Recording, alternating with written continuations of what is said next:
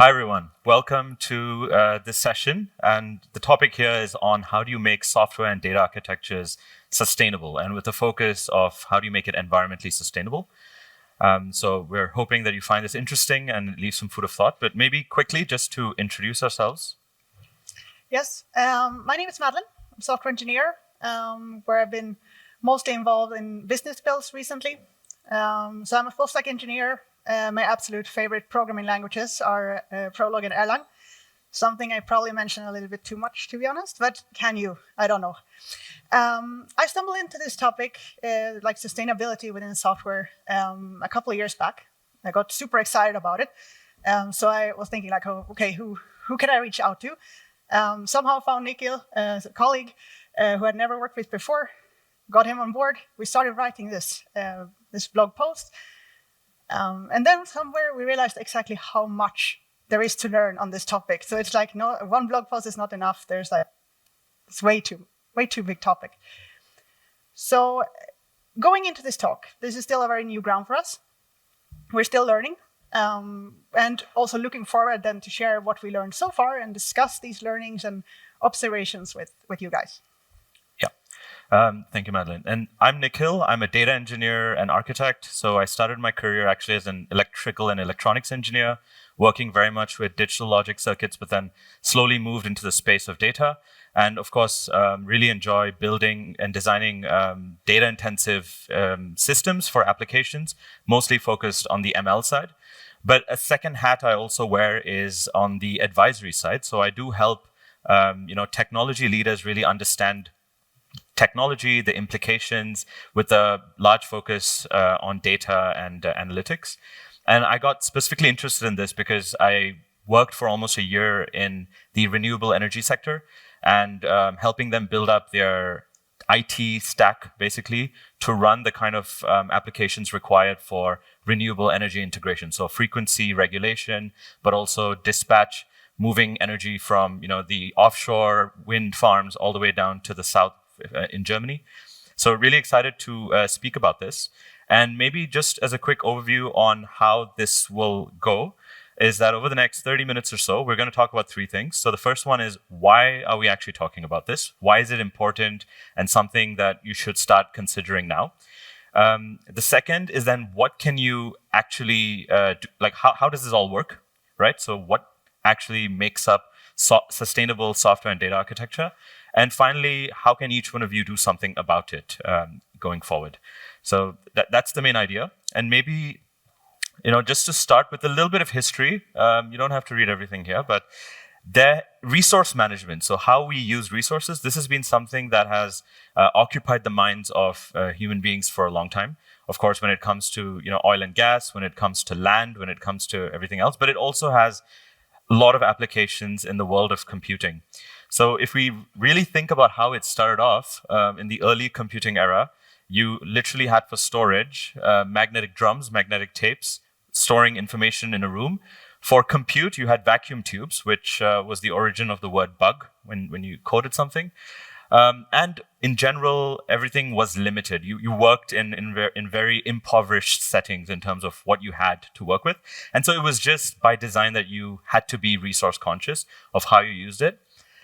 And over time, this changed, right? So you started seeing the advent of mainframe computing, where the whole idea of disk drives started coming in. And then personal computing made a big leap here as well, because all of a sudden, resource management was in the hands of each individual person. So more and more liberty, more and more control. And then, of course, with the internet era, you started having the classic client-server architectures, where you had to think about how communication between systems work. And then, of course, with cloud and virtualization, this gave a whole new set of possibilities in how you design your applications and your architecture, how you use infrastructure. And strangely enough, there's a bit of a circular pattern as well, where you start seeing now edge computing distribution, where again, the power is going back into the devices, and you want things to happen in its most natural form. So interestingly enough, this is how the discipline has changed. And if we really think about the relationship between hardware and software and data, you also see that this has transitioned over time. So, for example, software initially started very much being coupled tightly to hardware. So if you think about the design of logical circuits, assembly programming, you had to really manage every register yourself, assign it with the exact bits and bytes of information, and then also handle everything when you were done with the register, and almost working with physical addresses. And over time, of course, you started having low-level programming languages like C, you had libraries. And so over here, you still had to think about it. But the trend, for good or for bad, we'll find out, is that it's getting extremely abstracted, meaning now you just don't have to think about it, especially in software, but also in data. As a data engineer, I consider myself a tier 2 or tier 3 software engineer, because we work very much in like Python, Scala, and those types of frameworks with data mostly. And over here too, DBAs probably 10 years ago spent a lot of effort on understanding things like their query plans, figuring out the data models and really getting it right, testing every little query that's hit against their databases. But then now, data engineers I work with just don't care. They don't care about the data model. They're like, I will create how many ever columns I like. I will create how many ever data sets I need. And so the question is this a healthy trend, or do we need to think about it? And maybe let's find out how we can do that. Yes. So, this resource management evolution, it's like there is a reason behind it, right? And it's not the only thing within IT that has developed. So let's start with a little time travel to see like where we were, like say 20 years ago, and then at some point end up where we are today and what to do about all the stuff that we do wrong. So 20 years ago, IT was a very small part of a non-digital core business.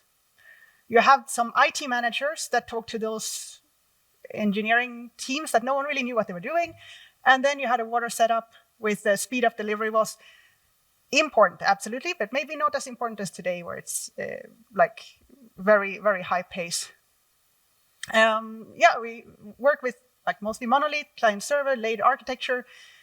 And when the engineering team had software that was ready to be deployed, they took the hat in the hand and walked over to the IT infrastructure team and kindly asked them to deploy their stuff. So there was no DevOps in sight. I was not professionally working in 2003 because it would be child labor, but I was building websites. I thought I deployed them on the internet. I didn't. It was in a server in my parents' basement. But I remember that I thought that it was kind of, after a while, you had the blinks and the scrolls, and it was kind of basic how you built websites back then. It was not that too much data you had to send over to build like the coolest you could get at the point. And I asked about this at some point, like, can't we build something nicer? And I got the comment, if you want bells and whistles, go to Disney. It's like, this is how it is. But then, something really, really cool happened, or like continued to happen, because as we saw in Nikhil's intro, this has been going on since almost 100 years. But some things, like businesses realizes that we can invest money in this. And there was a bunch of really cool IT people that started developing like crazy. We got a lot of individuals using internet. And with that also, they started adding and reading and moving around data on the internet. And then we ended up with having some sort of increase like this one, where it's just, from 1990 going like, and then we see where we end up at some point. And there's also like one part of this thing, as you also mentioned, Nikhil, is that first of all, we have like overall the hardware, the infrastructure has gotten a lot better. And we also have our programming languages that we use also gotten a lot better. So at some point we ended up like where we are today. So we have a business which is, if not partly, if not fully, then partly digital. At least it's data driven. They're super dependent on the digital solutions. Everyone knows what the IT team does nowadays. And a lot of different patterns that we only had in theory are now actually viable to use. So like microservices, event-based distribution. Okay, there was some people working on this really long time ago as well, like 20 years ago, but it's becoming a really common thing. We also have ML models. Large language models, we'll talk about this later, because, yeah. We have to. Yeah, absolutely. And UX is a central part when building something. Everything is like end-user centered. For the infrastructure part, there was a new thing coming up called cloud. And in the beginning, it was very abstract. But then at some point, more and more businesses start to migrate to cloud. And the infrastructure is part of it's owned by the dev team. So you have the DevOps and MLOps and all that kind of things. This is overall a very good trend, by the way, like that we moved to cloud. If we do this right, the migration to cloud, not for everything. There are some things that should maybe not be run on the cloud, but for those things that can, we could reduce the worldwide carbon emissions with about 40 megatons of CO2 equivalents.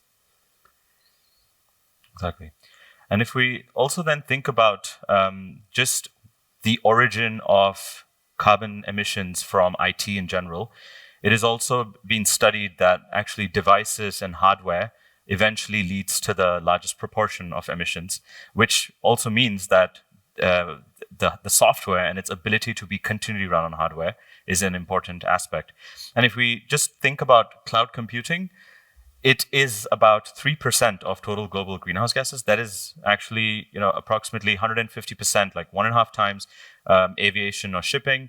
It is 3 times the emissions by the United Kingdom in a year. So you can tell that this actually is pretty substantial. And the question that people have been asking, and there's been a lot of development in this space, there have been foundations like the Green Software Foundation that have come up. And How much from cloud computing? How much of this is crypto? That is a very good question. It's a good question. I think crypto, like per capita, probably has a very high footprint, but in totality, it's probably not so high because it's still a very niche set of people who are participating in it, compared to cloud, where every little enterprise is on it. But it's definitely one of those things. And now you can also think about how AI is going to change that. But we'll definitely look at that. And with this now combined with also the types of information that's coming up. So you started in the early 1980s, just being able to use simple demographic information, going all the way now to genomic information, social media, and even synthetic data. There's enough data in the world, but with Gen AI, you're creating more data. And it's something we don't really need, I would say, but it's going to be there. So we need a way to handle that. And I think one of the causes of concern is that the cost is going down as well, because it's so far away and abstracted. There is no way to really know why something why something costs so little. And I think because of this, it begs the question, should we be aware of what we're doing as well? And will it actually make a difference? Is there something we can do, or is the power really with the data centers at the end of the day? We can take questions directly as well, or we could wait till the end. If anyone has a question, just feel free to raise your hand. And the other challenge as well is that the type of data has also been changing. So early on, you just had your classic ones and zeros, so Boolean information, and now you're moving towards very high dimensional information. Even if you look at, for example, in generative AI with the vector embeddings, these are n-dimensional types of information. And so this just means that the types of processing that's going to happen, it will get larger. Now the question is, how will it get larger, and can we actually do something about it? And this then completes the story in terms of how this convergence happens by something like in the next 5-10 years, is that you have a completely digital enterprise where data digital is in the DNA of the company. You have what we call citizen software developers. So this is not just the software engineers who are building software, but you have business users who are also trying to create custom applications, building off more and more abstracted frameworks, which just means that what is at the bottom needs to be extremely solid, and any inefficiencies from an energy perspective would really trickle down, especially as you go downstream. And I think the reason why we need to act now, and I think the problem here is that, like the Titanic, we are looking at an iceberg ahead. We are just consuming a little bit of the proportion of what we will be consuming going forward in terms of software. And our initial models during the blog post that we wrote, when we estimated it, it said that acting now, as opposed to perhaps in 5 years, could already reduce the emissions by about 5% compared to the growth of the expected emissions. And so this is the question we now want to look at in terms of what can we do from if you're a software engineer, if you're a data engineer, how do you actually think through this? So Madeleine, take us there when you've re-energized. Thank you. Yes. Now to the part of what can we do and who should do something. I guess we can all agree that environmental sustainability is a topic that we should discuss. And we should always strive for a positive change, even if it's a very small one. All changes in the right direction is a change in the right direction rather than doing nothing. It is a very broad topic with environmental sustainability within IT overall. And we have decided to, since we're software engineers, then we have decided to focus more on that part that we can do as software engineers. But there is also another part to it, which is that we need to also look at the hardware. We need to look at the devices that we run. And we have some studies that shows that overall the devices, like mobile phones that we have and similar devices, they are quite big factor to the total energy consumption. With that said, a lot of those devices are at some point unusable because we build software that we can't run on them anymore. So it's also one of the factors why people would change to other devices. So who is responsible then? Well, we have moved everything to the cloud. So we could think that it's up to the cloud, right, to do their stuff, and they are. They're doing quite a bit actually on reducing their PUE. I'll come to this also later in a talk on exactly what PUE means. It's basically power usage effectiveness, and they're also taking care of the config of the servers, the managed services, and kind of partly because if we do a lot of weird things on the managed services, they're not responsible anymore. End of the day, it's the software engineer who is responsible for that the code they ship to build their solutions is energy efficient. And the data center is just responsible for the stuff running in the cloud. And no, not running the cloud and not the stuff in the cloud. Sorry. So if we look at one of these examples, even for example with what Madeleine just mentioned, how does this shared responsibility look like? So even a big cloud provider like AWS just a while ago introduced sustainability as the sixth pillar of their well-architected framework. And in here it clearly says that there are some things that AWS takes care of, like the cooling, the water, the waste, and making sure the data centers run efficiently. But then everything on top of it, like the data, energy and usage, the software application, the storage, the compute, code efficiencies, this is really up to the individual. So I think and of course, this well-architected framework already exists for other things like security, for reliability, where it's actually well understood. And I think it's important to now start reflecting what does this mean from a sustainable perspective, because there's already enough factors to think about as a software engineer, as you're developing something. Do you really need an additional pointer here? And so we think, of course, yes, it is important, even though it may not seem apparent now. It's better that we act today than later. And so, Madeleine, why don't you show us the equation that... Yes. So this is an equation developed by the Green Software Foundation, and it explains everything that we need to know, basically. So if you're a software engineer, you need to decrease your software carbon intensity. And it has 4 different factors to it. First of all, the software energy consumption, meaning like the resources to use for computation, communication, everything that has something to do with software, data storage.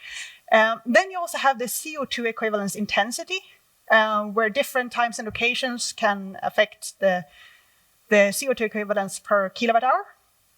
Then the hardware emissions, which is based on PUE. Like, I feel like I've mentioned this word so many times. Well, I promise I will talk about it in a second. We have the functional unit, which is kind of like, if we focus on these ones, then the R will basically be the thing that is like the device, the user that is using this energy. So let's not focus too much on the R, because hopefully that one is supposed to increase, right? We want to have a lot of people using our systems, and instead focus on the other 3 letters, the E, the Y, and the M.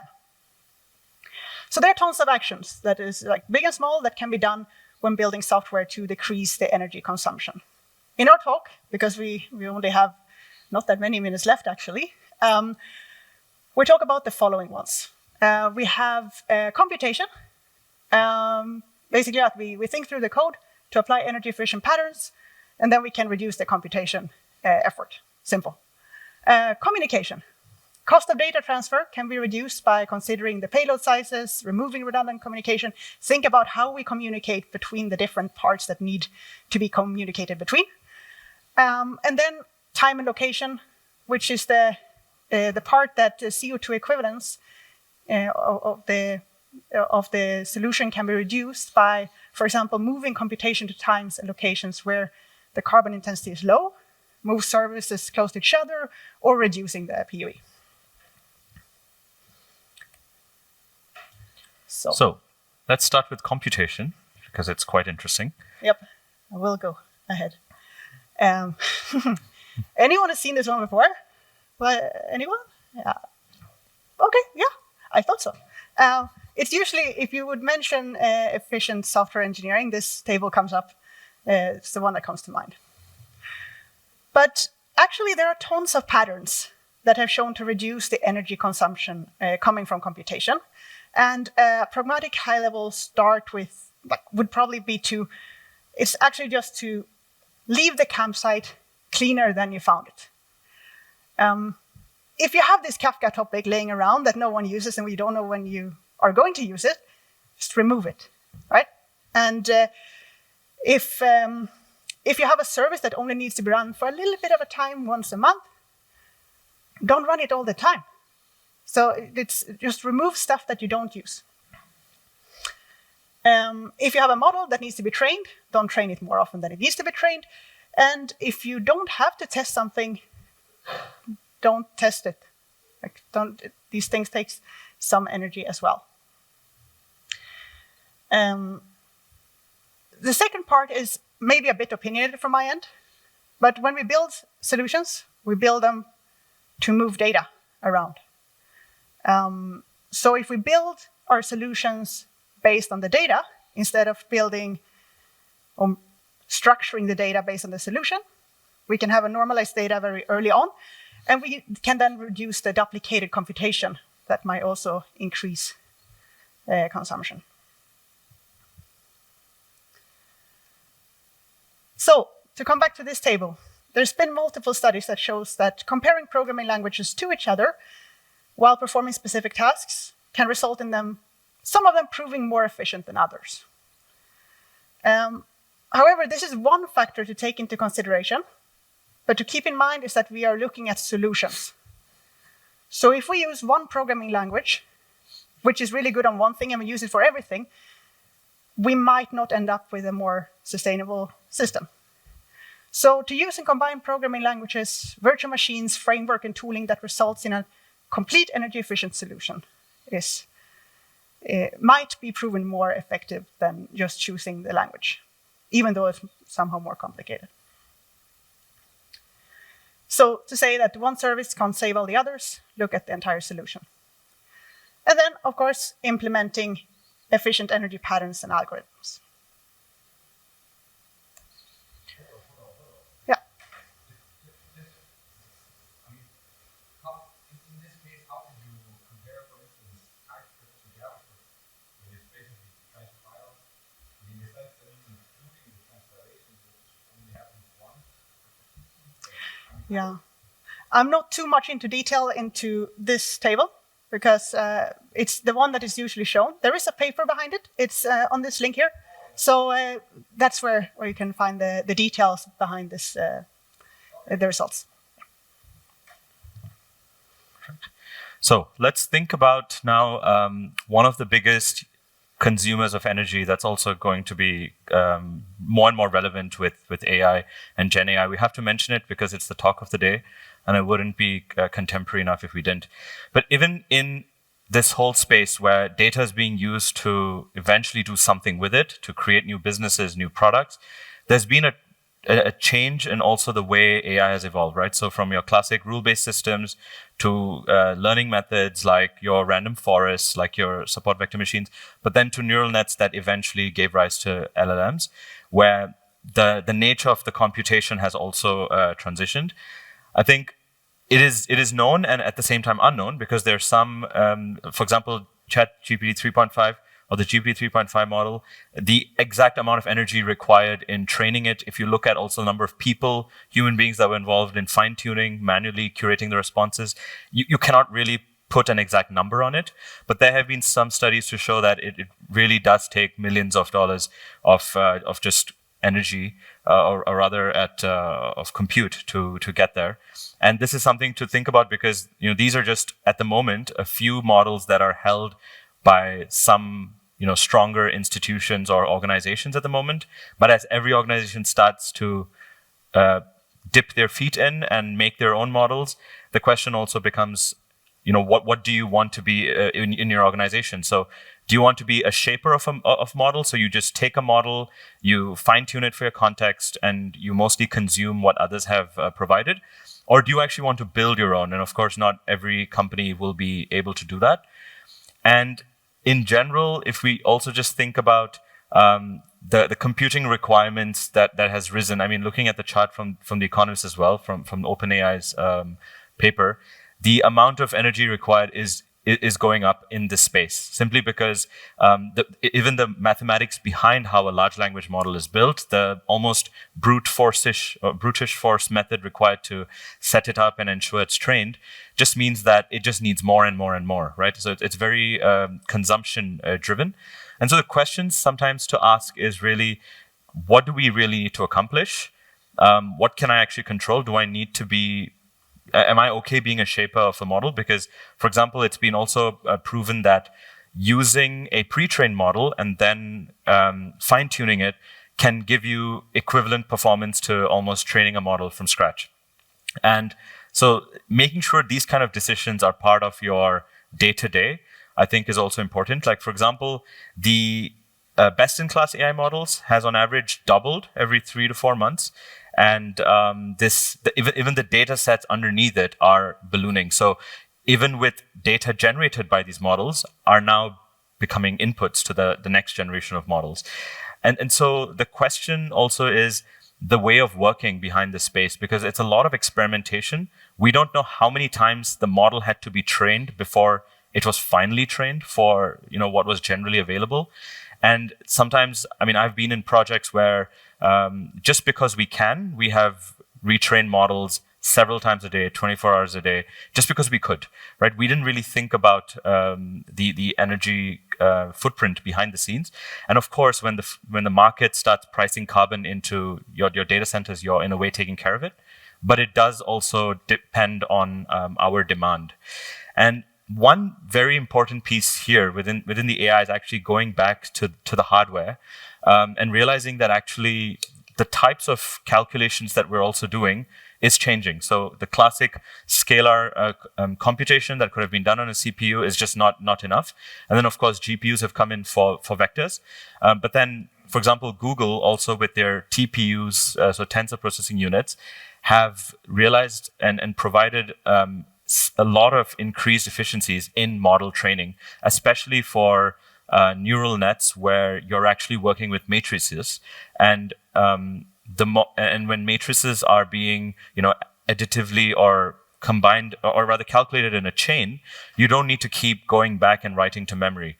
And so even being able to decide which type of processing do I use can already make quite a bit of a difference. For example, when we did some surveys as well in our own company, we found that most people are aware of GPUs, but not really TPUs, because it was just not really understood. I mean, understanding a vector itself is complex enough, and a tensor is the next level. So question here is, how do we actually see this moving? And I mean, there have been a lot of papers recently in this space, because in Gen AI today, there's a lot of very dense matrices that are used, dense vectors, whereas there's been a lot of research on also how to use sparse matrices. So matrices with lots of columns with zeros and just maybe a few ones here and there, depending on what weight is activated. And they say that this is more and more similar to how the human brain works. And the kind of developments here will also help us inform how energy efficient it is. I mean, there are some things that our human brain can do that require so little energy that, for example, writing with different types of pens or pencils. But for a neural net to learn this, you would actually need to learn on several different types of these parameters, versus just using a model of when a human being looks, that's a pen, this is how I use it. So we create a model of the world, which at the moment, these systems do not have yet. So we should see a lot more efficiencies coming up here. But while they're not there, just be cautious. So for communication. Yes. Anyone who's heard about the fallacies of distributed computing? Yes. 1, 2. Yeah, it's developed based on common fallacies or assumptions that are common among programmers that are new to distributed applications. There was a point number 7, transport cost is 0, that is actually fitting quite well into our next topic on communication.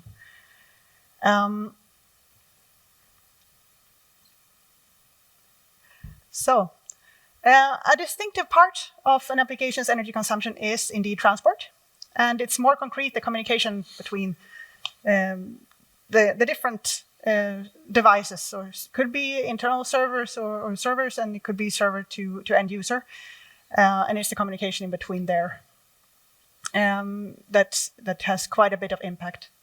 So to set some perspective, if I have an online store and I have 150 million annual orders, if I reduce the total communication payload in the end-to-end process with 1 megabyte in total, end-to-end, I could reduce, let me see where I am, sorry. Oh, yes, sorry, thank you. I could reduce the energy savings with up to 4 metric tons per year in greenhouse gas emissions. And that's one change in one solution. How do we reduce the data transfer? Well, one part is the distance that a network packet has to travel. So if I have two servers, one in Australia, one in Denmark, it will take more energy to transport that. Transport cost is not 0. So if I place both of them in Aarhus, it will be a shorter distance to travel, less energy. The other part is to reduce the overall payload size. And that means that instead of sending a little bit too much data from one service to another, I send just what I need. I don't send it too many times. I reduce what type of protocol, refetches, if I need them even. Do I need polling? Can I find another solution where I don't need it? Communication protocol overall. What format I use for the payload to make it smaller. And this would also apply to internal services. So it brings us to our next page, which is microservices. So there are many pros and cons to both of these patterns. I'm not going to go into those ones. There's also a lot of pros and cons to these patterns from an energy consumption point of view. It has to be decided on a case-by-case basis. What can be a really good solution for one type of system can be the total opposite for another. But some things to have a look at is if I have any services that are having very similar scale, point, context, and domains, might be worth merging them. Especially if they're sharing data, then it could also make sense.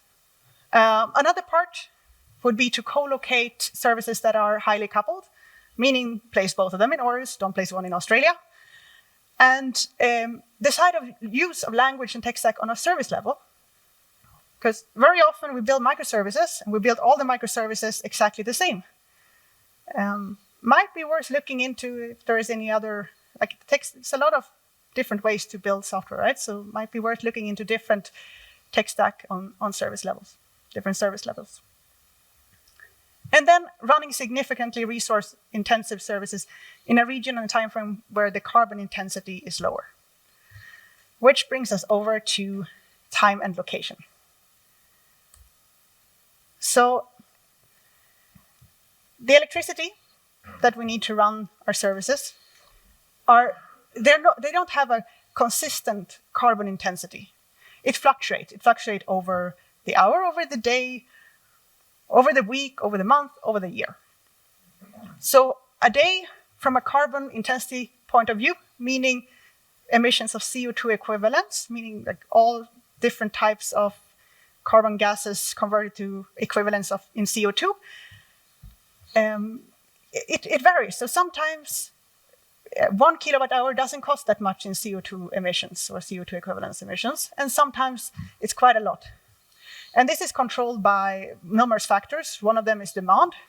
And this example here could show how the demand could, as one of the factors, could cause this fluctuation in carbon intensity.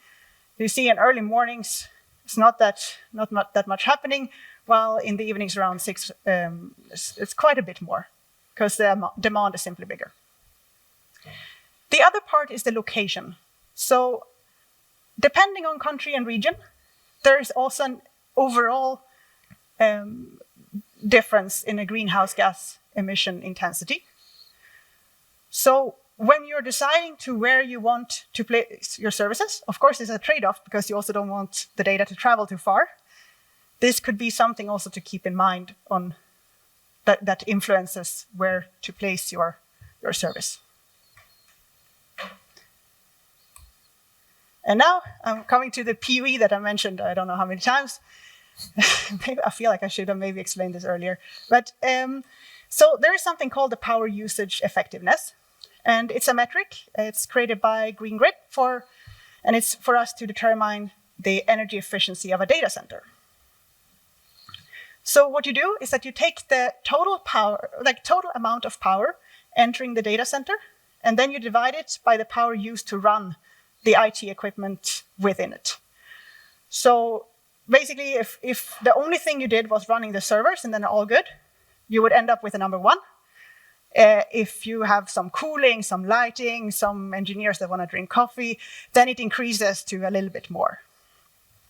But this is, as said, affected by numerous factors. One thing to keep in mind when choosing data center based on PUE is the data center type, design, operation, climate, location, and the common energy sources that it uses. Yeah. And I think some limitations here as well, of course, is in the whole emissions chain where you're trying to figure out exactly how far back to go. You could keep going back, right? You could go back to, okay, so how are the individuals in that country carbon intensive?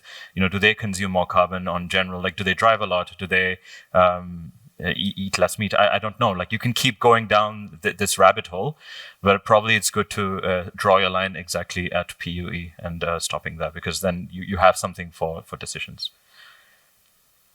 Good. Yep. So how do we make a difference? We see two things. So of course, one is it needs to come top down, but also bottom up.